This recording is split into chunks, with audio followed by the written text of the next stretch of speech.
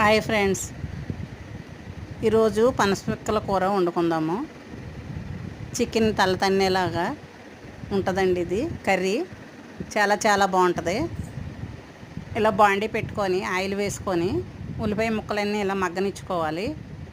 ఉల్లిపాయ పచ్చిమిర్చి వీటితోటే పాటే పనసపిక్కలు కూడా ఒలిసి పక్కన పెట్టుకున్నవే వేసేసుకోవాలి.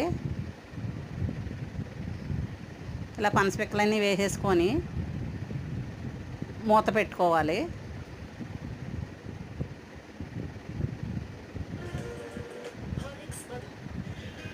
ఇలా మూత పెట్టుకున్నాక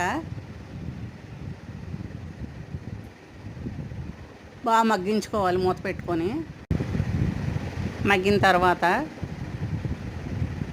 అల్లము వెల్లుల్లిపాయ పేస్టు చేసుకోవాలి.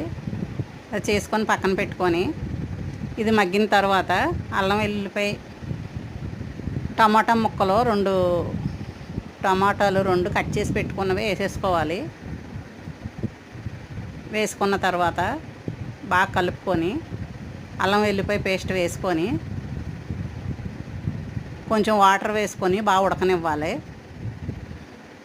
ఉడికిన తర్వాత ఉప్పు కారం వేసుకోవాలి తగినంత.